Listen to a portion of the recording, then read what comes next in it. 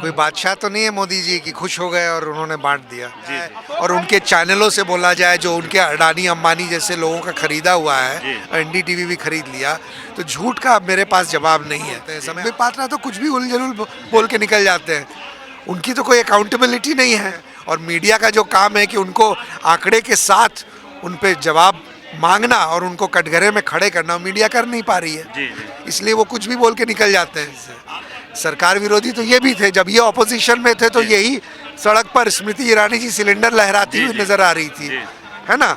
तो सरकार विरोधी एक बात होती है, देश विरोधी उससे एकदम अलग बात है। तो जो जनता इनको गद्दी पर बैठाई है वो जनता उतार भी देगी, उतार भी रही है। 3 राज्य के चुनाव हुए, 2 राज्य में इनको शिकस्त मिली है। दोस्तों अभी हम जंतर मंतर पे यहाँ पे अलग अलग लोग अलग अलग मांगे के लिए अपनी अपनी धरना कर रहे हैं। देख सकते हैं सब अपनी अपनी मांग रख रहे हैं, लेकिन यहाँ पे एक हमको दिखा, यहाँ पे रोजगार के लिए, मजदूरों के लिए लोग आंदोलन कर रहे हैं। तो यहाँ से एक भाई साहब हैं, इनसे जानते हैं कि क्यों ये लोग आंदोलन कर रहे हैं। मोदी सरकार बोलती है कि हमने मजदूरों के लिए बहुत कुछ किया, गरीबों को बहुत चीज़ दिया, फ्री में अनाज दी, गैस दी, सब चीज़ सुविधा दी, लेकिन ये लोग आंदोलन कर रहे हैं। पता नहीं ये लोग मोदी विरोधी है या क्या करते हैं, तो यहीं से जानते हैं। आप क्या नाम है सर आपका? आशीष रंजन। कहाँ से हो? बिहार से। तो सर मतलब कि सरकार इतना बोलती है कि हमने गरीबों के लिए बहुत कुछ किया, मतलब अनाज दी है, गैस दी है और रोजगार दिया है, तो आप फिर आंदोलन क्यों कर रहे हैं यहाँ पे? एक तो एहसान नहीं किया है ना, कोई दिया है तो हमारे ही पैसे का तो है। जी जी। कोई बादशाह तो नहीं है मोदी जी कि खुश हो गए और उन्होंने बांट दिया। जी जी। तो ये जो स्कीम्स है वो मोदी जी के ज़माने ही की नहीं है। वेलफेयर जो स्टेट करती है वो बहुत पुराने ज़माने, जब से हमें स्वतंत्रता मिली है तब से सरकार बहुत सारी स्कीम्स लाती है जिसमें जो लोग वंचित हैं उनको कुछ सहायता प्रदान हो सके।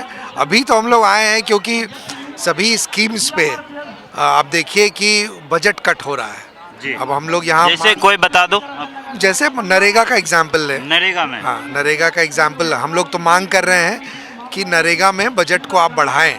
अभी बिहार की बात करूं अगर, तो बिहार का लेबर बजट समाप्त हो चुका अभी, लेकिन सरकार बोलती है कि मोदी सरकार की हम तो सब चीज़ में बजट बढ़ाएं, मजदूरों के लिए, गरीबों के लिए बहुत काम किए हैं। तो पहले कितना था सरकार, इस सरकार से पहले कितना बजट था मजदूरों के लिए? बजट तो हर साल बढ़ता है जी जी, लेकिन ये इस सरकार ने पिछले साल से कम किया है बजट। कितना कम कर? कोरोना में काल में 1,11,000 करोड़ था, हाँ, और अभी 68,000 करोड़ है जी। तो घटा दिया है इन्होंने। और मजदूरों को इससे मतलब नहीं रहता है कि घटे या बढ़े। नरेगा कानूनी हक है कि हम काम मांगे तो हमें मिलना चाहिए। जी जी। तो गांव के स्तर के जो मजदूर हैं वो काम मांग रहे हैं, उनको बोला जा रहा है कि पैसा ही नहीं है तो काम कैसे दे। तो गांव के स्तर के मजदूर तो सरकार गांव में ही काम दे रही है, तो वो शहर आके क्यों काम मांग रहे हैं?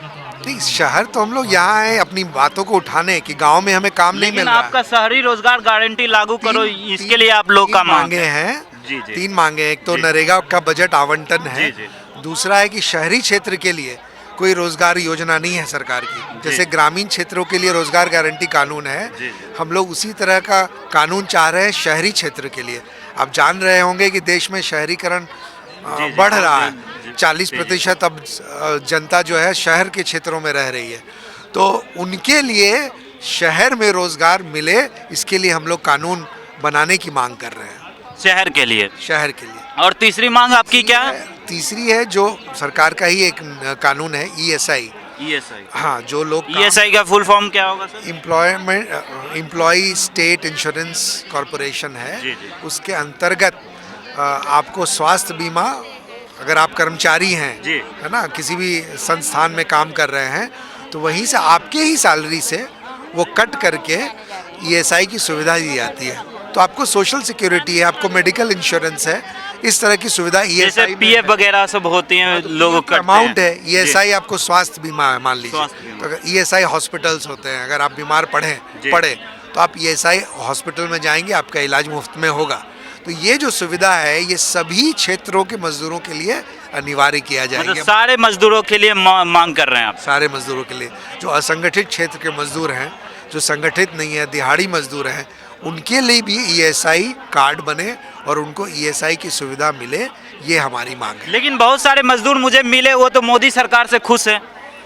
होंगे खुश, ये लोकतंत्र है, सबको अपने अपनी बात कहने का अधिकार है। तो ये कौन से मजदूर है जो खुश नहीं है, धरना प्रदर्शन कर रहे हैं? ये वो मजदूर हैं जो चाह रहे हैं कि ये तीनों मांगे, ये मांग पर आप जाइए ना। ये वो मजदूर हैं जिनको गांव में काम नहीं मिल रहा है, शहर में कोई एम्प्लॉयमेंट की स्कीम नहीं है। वो हजारों लाखों मजदूर हैं जिनको कोई सुरक्षा नहीं है, स्वास्थ्य की सुरक्षा नहीं है। काम पर अगर गिर गए, आज दिल्ली में आपके सभी भवन जो बन रहे हैं, आज कोई यहाँ मजदूर गिर जाएगा बिल्डिंग बनाते हैं और रोज ही दिन ऐसी घटनाएं होती हैं, तो उनके लिए कोई स्वास्थ्य बीमा नहीं है जी, स्वास्थ्य। तो ऐसा अस्पताल में उनका इलाज हो, ये मांग कर रहे हैं।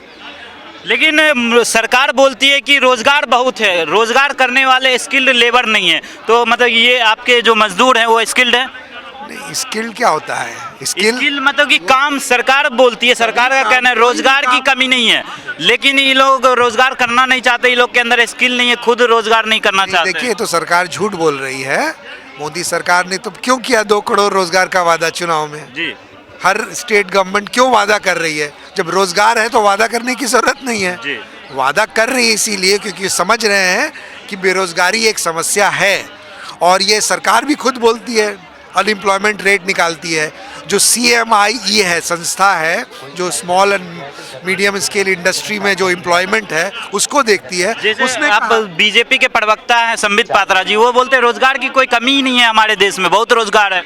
अब देखिए, झूठ अगर बोला जाए, डंके की चोट पर बोला जाए और उनके चैनलों से बोला जाए जो उनके अडानी अंबानी जैसे लोगों का खरीदा हुआ है, NDTV भी खरीद लिया, तो झूठ का अब मेरे पास जवाब नहीं है। मैं आंकड़े पेश कर सकता हूँ, बेरोजगारी के आंकड़े पेश करता हूँ, तर्क कर सकता हूँ कि आप ही के पार्टी तो उनका कहाँ से आंकड़ा आता है और आपका कहाँ का आंकड़ा होता है? उनका ही आंकड़ा हम लोग पेश कर रहे हैं, वो अपने आंकड़ा के हिसाब से नहीं बोलते हैं। संबित पात्रा तो कुछ भी उलझुल बोल के निकल जाते हैं, उनकी तो कोई अकाउंटेबिलिटी नहीं है ना। पत्रकार भी पूछ नहीं रहे हैं, लेकिन नेशनल पार्टी की पत्रकार वो अच्छी है, प्रवक्ता है, इसीलिए और डंके की चोट पे झूठ बोलते हैं। और मीडिया का जो काम है कि उनको आंकड़े के साथ उन पे जवाब मांगना और उनको कटघरे में खड़े करना, मीडिया कर नहीं पा रही है, इसलिए वो कुछ भी बोल के निकल जाते हैं।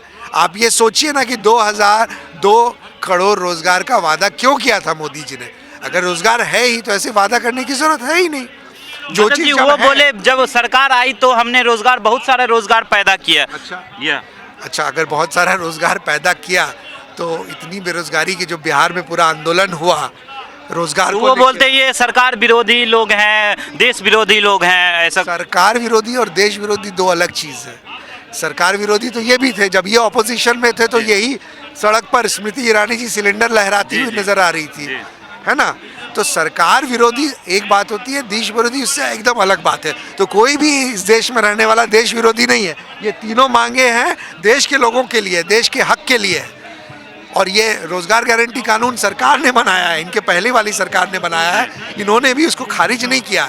उसमें आवंटन की बात कर रहे हैं। ESI सरकारी बजट बढ़ाने, हाँ, ESI सरकारी का ही स्कीम है, तो जनता तो सरकार से ही मांग करेगी। क्या लगता है कि सरकार सुनेगी, ये सरकार आपकी बात सुनेगी? देखिए, लोकतंत्र में लोगों का, जनता का ये हक होता है कि वो अपनी बात रखे, और सरकार को चाहिए कि वो जनता की बात सुने, चाहे वो कम ही लोग क्यों ना हो और या चाहे वो ज़्यादा ही लोग क्यों। सफल लोकतंत्र वही होता है जिसमें जो कम लोग हैं उनकी भी बात सुनी जाए। और मजदूर तो हजारों, लाखों, करोड़ों की संख्या में है, तो हम कम भी नहीं हैं। अगर ये अहंकार इनमें आ गया है और ये ऐसा सोचते हैं कि हम सब कुछ कर रहे हैं और लोगों को प्रदर्शन करने की ज़रूरत नहीं है, कुछ मांगने की ज़रूरत नहीं है, तो ये भुलावे में है। जो जनता इनको गद्दी पर बैठाई है वो जनता उतार भी देगी, उतार भी रही है। 3 राज्य के चुनाव हुए, 2 राज्य में इनको शिकस्त मिली है। लेकिन गुजरात में भारी बहुमत से इनकी सरकार आई है। देखिए, 3 राज्य में चुनाव है, हिमाचल प्रदेश, दिल्ली का MCD और गुजरात। गुजरात में इन्होंने जीत हासिल की क्योंकि अपोजिशन बटा हुआ था। हिमाचल ये हार गए, दिल्ली की MCD जो 15 साल इन्होंने राज किया हार गए। तो जनता इनको हरा भी रही है, जिता भी रही है ना। तो हर जगह विपक्ष है, हर जगह समर्थन भी है। अगर ये बुद्धिमान हैं तो ये हम लोग जो मांगे कर रहे हैं वो इस मांगों को पूर्ति करेंगे, यही बस बात। चलिए, धन्यवाद। तो आपने देखा कि इनका 3 मांगे और देखते हैं कि सरकार इनकी मांगे को पूरी करती है कि नहीं करती है। और आपका क्या विचार है इस पे कमेंट में जरूर बताइएगा। मैं आकाश कुमार, कैमरामैन आशीष जी के साथ, जय भारत।